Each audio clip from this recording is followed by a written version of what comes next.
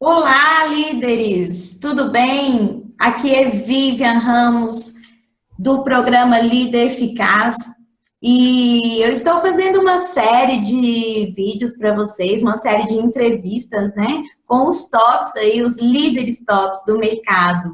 O primeiro aí da nossa entrevista, há 15 dias atrás, foi o Ricardo Jordão, né? E alguém aí já deve ter visto, e se você não viu ainda, procura aí no nosso canal, no Vivian Ramos, entrevista com o Ricardo Jordão, que você consegue ver lá o conteúdo. E hoje está aqui conosco, né, um dos grandes líderes. Ele tem milhões de seguidores. Então, o cara é um grande líder, né? Ele representa aí, tem um programa, o Café Brasil, né? E o programa de podcast, que é o Leadercast. E mais um monte de coisa, né? Esse cara, ele é multifunção. Eu fui ler ali as coisas que ele faz. Ele é cartunista, ele é escritor, especialista em liderança, ele é um monte de coisas. E é ninguém menos que o Luciano Pires. E aí, Luciano, tudo bem? Tudo bom, Vivian? É bem que a turma fala que mineiro é exagerado, né?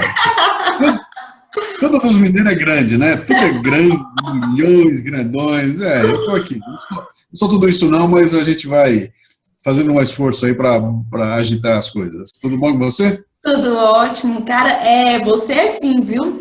Eu vou te falar bem assim, ouvindo os seus podcasts, ouvindo aquele conteúdo que você disponibiliza para a gente, eu sempre tive vontade de falar o seguinte: você é tudo isso que eu falei aqui, e todos que te seguem sabem disso, né? Sabe do conteúdo que você tem aí e a sua visão genial sobre liderança. Eu acho uma visão genial.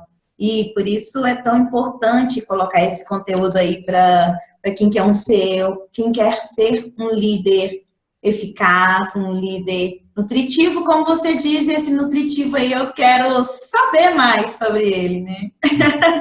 Se apresenta para nós, por favor. Então, esse meu background vem da indústria, né? Eu trabalhei durante 26 anos como executivo numa grande multinacional, comandando equipe. Entrei lá jovem, entrei lá com 27, 28 anos de idade, e aí fiz uma carreira de 26 anos ali. E eu venho de outra parte, eu venho como um lobo solitário, né? Meu negócio era fazer cartoon, era escrever, trabalhei sozinho durante um período e acabei entrando nesse esquema. Uma parte importante da minha vida, quer dizer, dos 28 aos 56 anos, não dá isso não, como é que é? 52, 50, isso aí, dos 26 aos 52, que é a parte de eu comprar casa, se forma, aquela coisa toda. Eu estava dentro de uma multinacional, trabalhando numa grande empresa, uma empresa de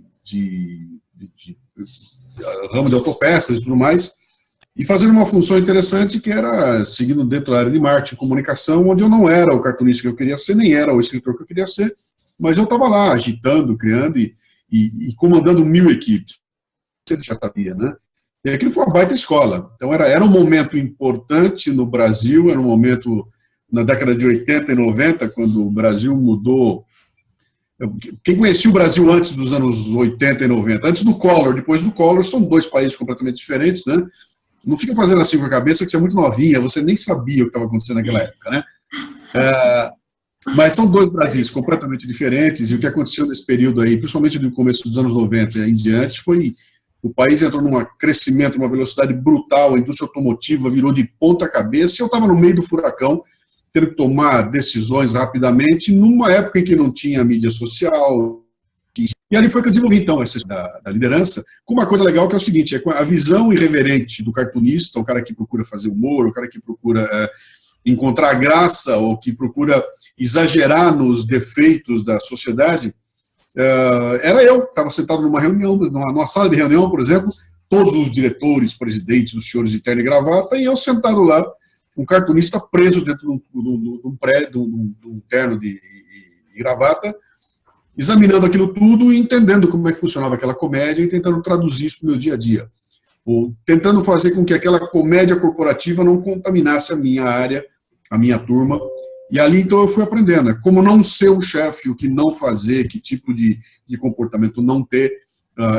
Eu tinha os meus chefes e fui aprendendo como é que funcionava e como é que eu levava adiante, né? E foi muito interessante. Foi um período bastante produtivo, que eu acho que me ensinou barbaridade, porque se eu tivesse no lugar de iguais, sabe, se eu tivesse feito a minha carreira num mundo que fosse um mundo que todo mundo era igual a mim, teria saído uma coisa muito diferente, né? E lá eu era totalmente, imagina, eu era um macaco no meio de um monte de peixe, sabe? Era só peixe, tinha um macaco no meio, era eu, macaco, fazendo as coisas lá dentro. Então isso me deu realmente uma flexibilidade, deu um ângulo de visão e uma coisa importante que acho que explica muito do que eu faço hoje em dia e da linguagem que eu uso e o jeito de levar o conhecimento adiante. Legal, bacana. Aí, em 2008, eu saio da empresa e mergulho de cabeça no Café Brasil Editorial, onde eu criei para fazer aquilo que eu queria fazer desde um moleque, né? Cartoon, texto e tudo mais. E aí em vez de eu pegar meu currículo e continuar nesse mundo corporativo, procurando emprego em outro lugar, eu parti para o meu próprio negócio, virei um empreendedor em 2008 e nunca mais tirei um dia de férias na minha vida.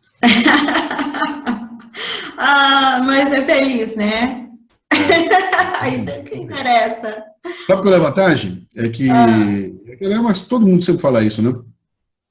Quando você encontra um trabalho que você ama fazer, você não trabalha mais. Então, é sempre uma curtição, né? Então, passar o dia onde eu estou aqui nessa loucura do meu pedaço aqui, produzindo, entrevistando pessoas, conhecendo gente, escrevendo, gravando programa e tudo mais, é uma espiral, eu chego no final de semana, eu fico com vontade que a segunda chegue logo para tomar o ritmo, né? Que gostoso. É meio difícil porque eu faço aquilo que eu amo fazer, então isso muda tudo na perspectiva de vida da gente. Olha, isso aí que você está falando, eu também sou prova disso, sabe?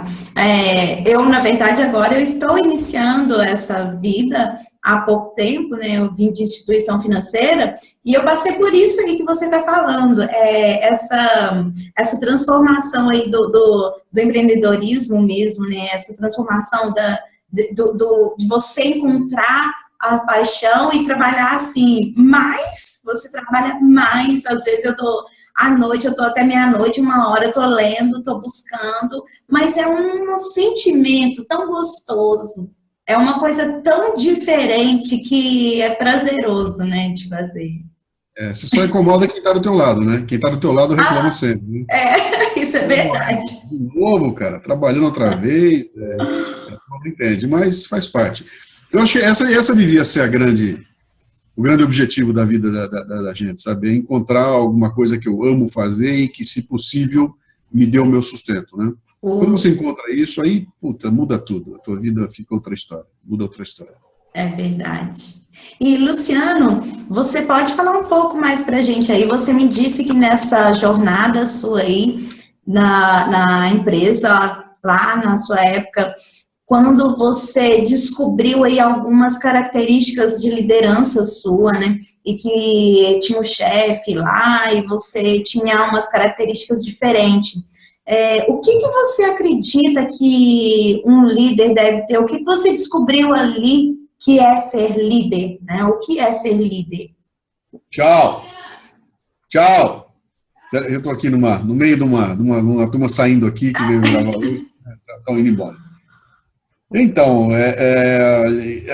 cara, esse negócio de liderança é um negócio engraçado, né? Porque tem 2 tipos de liderança que são muito claros, né? Você tem uma liderança do organograma e tem a liderança natural, né? O organograma é aquela história. Eu estou aqui na empresa, já trabalho aqui há 20 anos, já estou aqui há tanto tempo que eu mereço ganhar um título de gerente, então alguém me dá o título de gerente e eu ganhei um lugarzinho no organograma, logo eu sou o chefe, assumi uma liderança. Ninguém veio perguntar para mim se eu era o cara talhado para aquilo e se fazia parte do meu dia a dia. A gente está cansado de ver gente assim, que não tem a menor condição de liderar coisa nenhuma à frente de grupos e de equipes, né? Essa liderança eu descartei, né? Falei, isso não me interessa, eu não quero saber da liderança do organograma. Para mim, o organograma é consequência de um outro comportamento, né?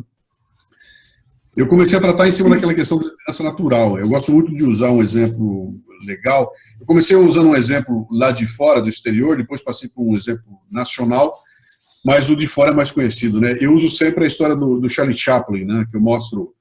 Você pega um filme do Chaplin hoje em dia tem quase 100 anos de idade.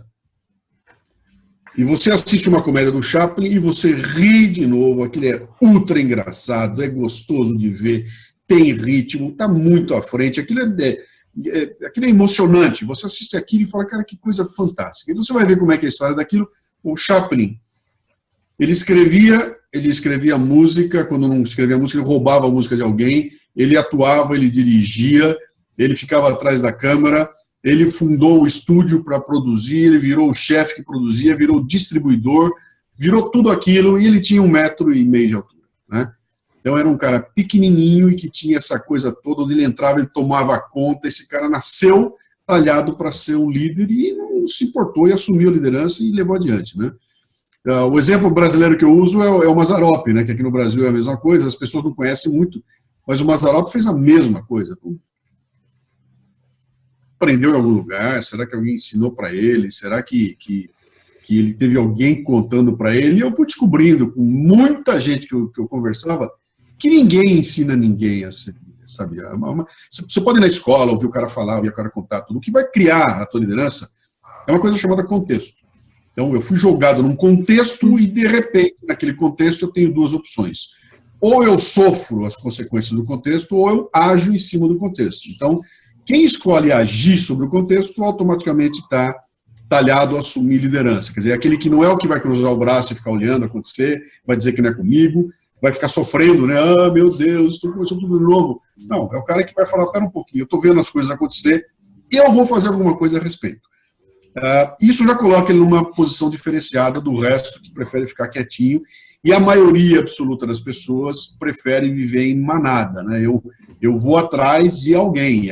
Se você pegar 1000 pessoas, 900 são assim, né? Porque é parte do ser humano, sabe? É uma coisa até, eu diria até que neurológica, né? O cérebro da gente procura atalhos, ele não quer ter trabalho, ele quer economizar energia. Então, ele nos protege economizando energia. Então, se eu não tiver que pensar, é comigo mesmo, eu não quero pensar, né? Eu tenho que ler um livro novo. Que livro eu vou ler? A coisa mais fácil do mundo é ir ver os 10 mais da Veja e ler 50 tons de cinza, porque eu não preciso nem pensar. Eu vou ter que procurar, cara, eu vou ter que sair atrás, eu não sei quem é o autor, pô, que saco, isso é melhor ver os 10 mais e seguir atrás, né? O que a gente acaba vendo é um mundo de gente pegando esses atalhos e não praticando aquilo que é essa nobre arte do pensar. Então, para mim foi muito claro, né? O líder, ele não se conforma com as coisas, ele está a fim de influenciar na realidade, ele está a fim de provocar mudanças, e de onde vem essa força, você não me pergunte. Aí é um mistério, né? Porque eu já peguei casos muito claros aí de gente assim, gênios, que nasceram na mesma cidade, na mesma casa, cresceram juntos, na mesma escola, lá adultos, um arrebenta e faz acontecer, e o outro é uma unidade quietinho ali. Você fala, então não foi o ambiente que construiu os dois, né? O que será que fez? O que fez um sair e assumir a liderança e o outro não? Ainda não descobri, mas isso dá pano para muita manga, né? Então, para mim, fica muito clara essa história toda. Primeiro, eu tenho que olhar para dentro das pessoas e entender se elas têm esse fogo interno, sabe? Se vale a pena eu chegar com meu fósforo e acender o fogo ali, se vai pegar ou não, né? Uhum. E quando pega, então esse pessoal está talhado. Aí você pode treinar a pessoa, né? Então, legal, olha, eu já vi que ele tem um fogo interno, agora eu vou treiná-lo para que ele desenvolva as habilidades, que ele já tem o talento, o diamante bruto está lá, agora tem que dar uma lapidada nele, e é daí que vão sair os grandes líderes, né? Os caras que vão trombar naquele conceito que você falou aí da liderança nutritiva. Legal. Pelo que eu percebo, assim, ele tem que ter essa atitude, né? Então, né? Essa força de vontade, o fogo aí seria ele fazer, né? Executar. Todo mundo, todas as pessoas. Se você não for uma criança muito nova ou um psicopata, você tem claro diante de você o que é certo e o que é errado. Você sabe. Você sabe claramente o que é certo e o que é errado, né? Todo mundo consegue olhar e saber o que é certo e o que é errado. mas nem todo mundo consegue agir a respeito disso. Quer dizer, viu que está certo, viu que está errado e faça alguma coisa a respeito. Eu acho que esse é o primeiro momento, né? Quer dizer, alguém que tem capacidade de usar o seu pensamento crítico, determinar o que está certo e o que está errado e realizar alguma ação em cima disso. E aí entenda realizar uma ação com qualquer coisa que tire a bunda da cadeira e se mexa para fazer alguma coisa acontecer. Né? Então, esse vou me mexer para fazer alguma coisa acontecer já me botou na linha de caminho de me transformar num líder. Né? Então, eu já entrei na rota. Se eu vou ser um grande líder ou não, isso é uma outra história, mas a primeira coisa principal, que é essa coisa eu chamo desse inconformismo. Para mim, o líder é um cara que não se conforma. Eu não estou conformado e vou fazer alguma coisa a respeito. Tem um monte de gente que não está conformada e fica sentado no Facebook xingando o mundo, né? Eu estou tão louco da vida que eu dei uma tuitada. Que lindo, né, cara? E essa tuitada provocou alguma coisa? Não provocou nada, então não resolveu nada, né? E a transformação, né? Onde que está, né? Pois é, então eu acho que o primeiro momento é esse, né? Aliás, o Ricardo Jordão falou para mim uma vez, eu liguei para ele outro dia para falar com ele, eu queria que minha filha fosse ver com ele o negócio, fazer um treinamento de vendas e tudo mais, e a primeira pergunta que ele me fez foi a seguinte: escuta, ela quer? Ele não perguntou a idade, nada, ele perguntou se ela quer. Esse é o Jordão, né? Aí eu falei, puta, cara, eu não sei se eu acho que quer. Se ela não quiser, cara, não adianta, não vai rolar. Então aí você tenta empurrar então tem muita gente que não quer, não está preparada e assume o lugar de líder, e aí fica aquela coisa que para quem tem 2 neurônios é muito bom. Porque quando você tem um líder muito ruim, ele ensina para todo mundo como não ser um líder. Então eu posso olhar para esse cara e me espelhar nele, falar, olha, ele está representando tudo aquilo que eu não quero ser. Eu jamais vou falar o que esse idiota fala para as pessoas que respondem para ele. Jamais vou agir de forma imoral como esse outro boçal faz com a equipe que trabalha com ele. Eu nunca vou me dirigir a alguém que trabalha comigo com essa grossura com que esse cara faz, né? Então, é muito bom você ter um líder ruim assim, porque ele estabelece um parâmetro, né?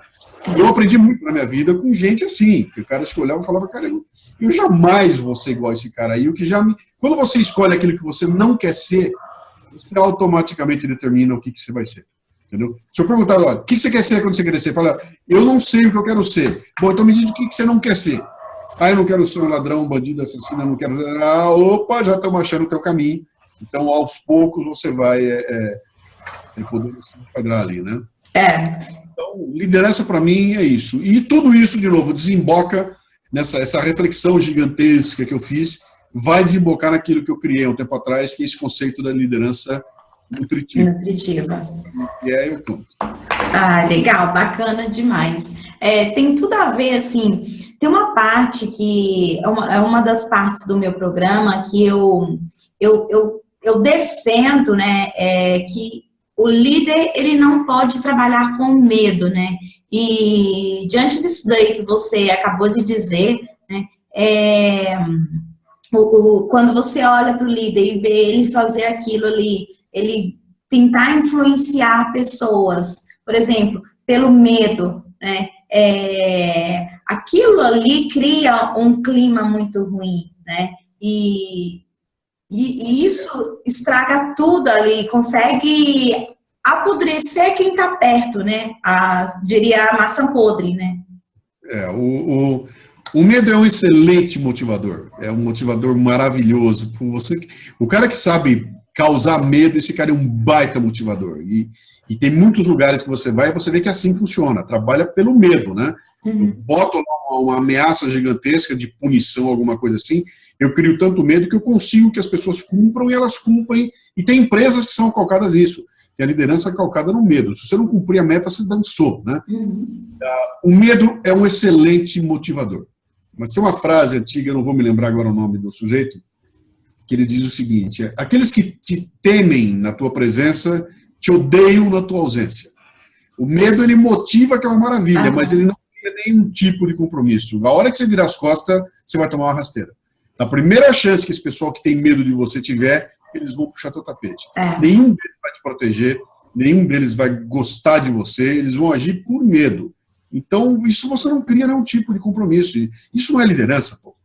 Liderança é outro papo. Liderança é fazer o seguinte, cara, sabe por que você está comigo? Porque você me ama, entendeu? Você ama a pessoa, o teu líder, e me ama tanto que vai estar comigo, que a hora que eu pedir para você ficar até as 9h30 da noite, você vai ficar na boa, porque você está dividindo comigo esse compromisso, porque eu tenho um propósito muito claro, e eu dividi com você o propósito, você comprou esse propósito, e você olha para mim e fala, pô, esse cara está se envolvendo, esse cara ele tem um comportamento moral legal, esse cara é ético, ele cumpre o que promete, ele se importa comigo, ele está junto comigo no barco e nós vamos juntos fazer dar certo. Acabou.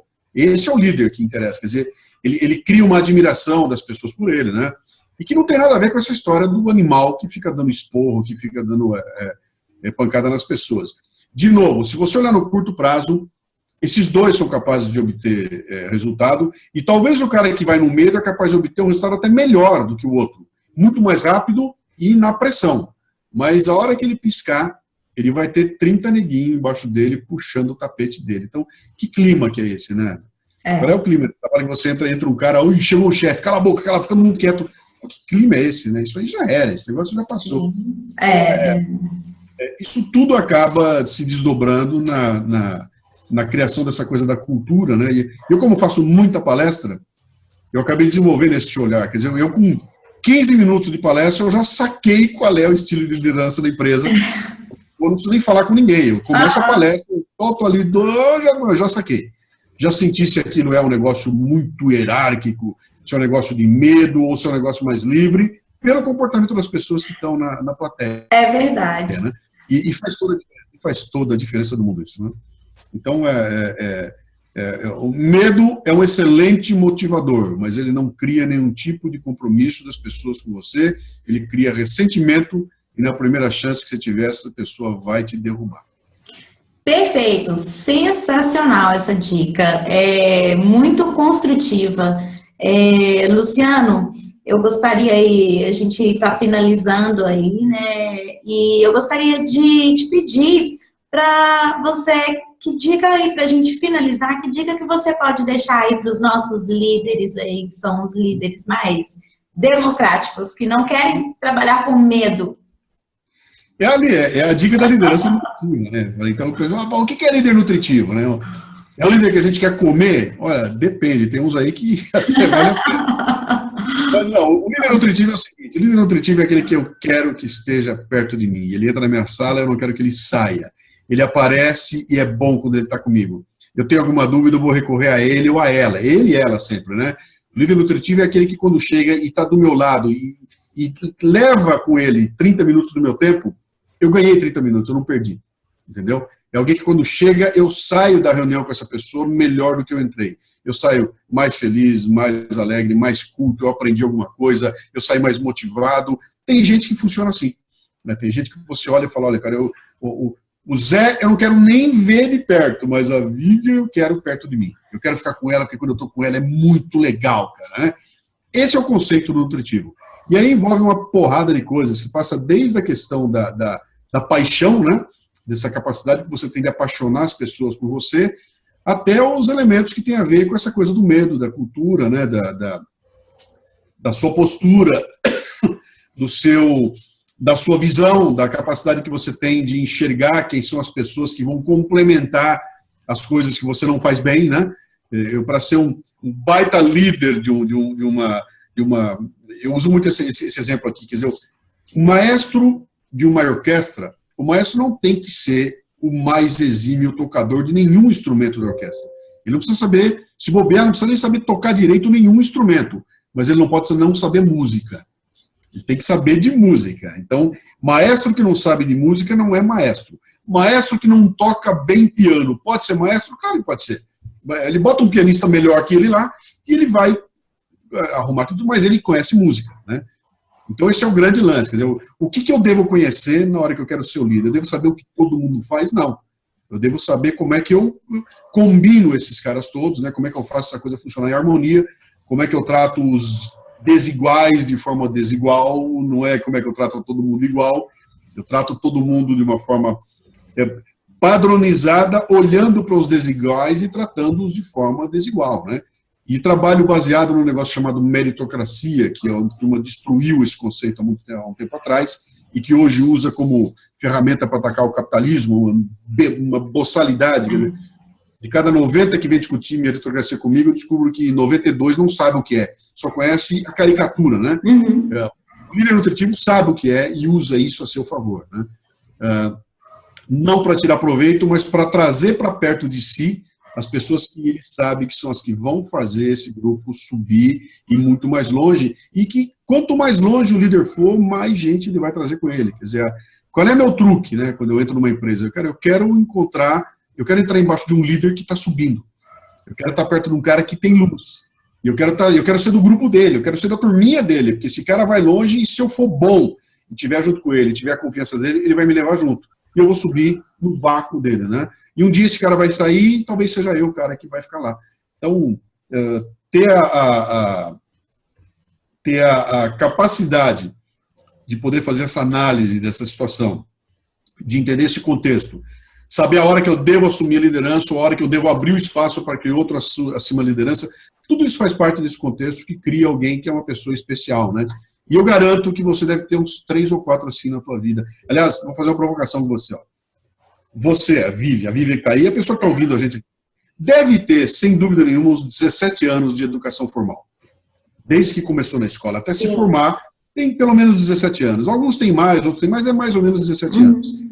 Nesse período, você teve um monte de professores. Deve ter tido aí, sei lá, 100, 200 professores. Certo. Vou perguntar para você o seguinte aqui, me fala o nome de 5 professores que são os especiais e que vão ficar na tua memória pro resto da sua vida. Eu duvido que você me fale 5 de cara. 1, 2, 3, 4, 5. Você não vai falar. Você vai conseguir falar 2. 3. 5 é quarto, muito. tem que começar a pensar no quarto, o quinto vai ser difícil. 5 é muito. Aí eu vou falar o seguinte, esse primeiro que você me falou, quem foi? Foi o professor Oswaldo, que me dava aula de matemática quando eu estava no ginásio. E eu vou te fazer a pergunta fundamental. Vem cá, por que esse cara era especial? É porque ele era um puta professor de matemática? Você vai falar, não. É por causa do conhecimento que ele tinha da matéria? Não. Era por causa do jeito que ele dava aula? Também não. Por que esse cara marcou na tua vida? Puta, porque esse cara me fez alguma coisa que mostrou para mim que ele estava preocupado comigo, que ele me entendia, ele me conduziu, etc. Isso tudo não tem nada a ver com matemática. Tem a ver com uma postura dele que marcou você de forma tão brutal que você nunca mais esqueceu. Agora é o seguinte, tinha 200 professores e você escolheu... Cara, show! O que esse faz? Esse cara é um nutritivo, pô. Eu quero ser igual a ele. E essa é a função que eu estou fazendo, é o trabalho que eu estou desenvolvendo. Logo mais eu vou botar no mercado aí uma proposta que é um grande curso, né, que na verdade é mais do que isso, é um grande trabalho de reflexão que vai se chamar Liderança Nutritiva e que vou fazer um barulhão aí. Ninguém sabe ainda, em primeira mão. Então eu tô junto aí. Eu vou ficar aí de olho pra... Eu tô sempre te seguindo, então eu vou ouvir lá você já avisando lá, mas... E eu quero te agradecer muito por essas dicas que você deu, porque realmente você só comprova, com tudo isso aqui que você falou, o grande líder que você é, tá? Muito obrigada pelas reflexões que você fez aqui com a gente. E eu tenho certeza, esse conteúdo aqui vai ajudar muita gente a crescer. Obrigada, Luciano. Eu agradeço a você. Boa sorte. Onde é que é a cidade que você está mesmo? Arcos, Minas Gerais. Quantos habitantes tem? 40 mil. Muito bem. Você que está aí numa grande cidade, numa grande capital brasileira, assistindo a Vivian, acabou de lembrar que ela está numa cidade de 40 mil habitantes e está usando esse monte de coisa que você tem na tua mão também e ela está fazendo alguma diferença. Sim. Então, siga a bichinha aí que também ela... Obrigada. Obrigada.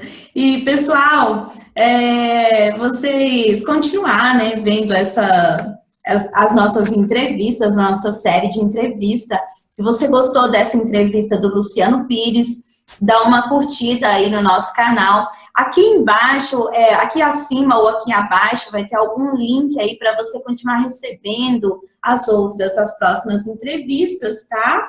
E se você lembrar de alguém que você possa ajudar com esse conteúdo maravilhoso sobre liderança que o Luciano passou para nós hoje, pessoal, compartilha com eles. Compartilha, ajude mais gente e me ajude também nessa tarefa aí de ajudar mais pessoas. Um grande abraço.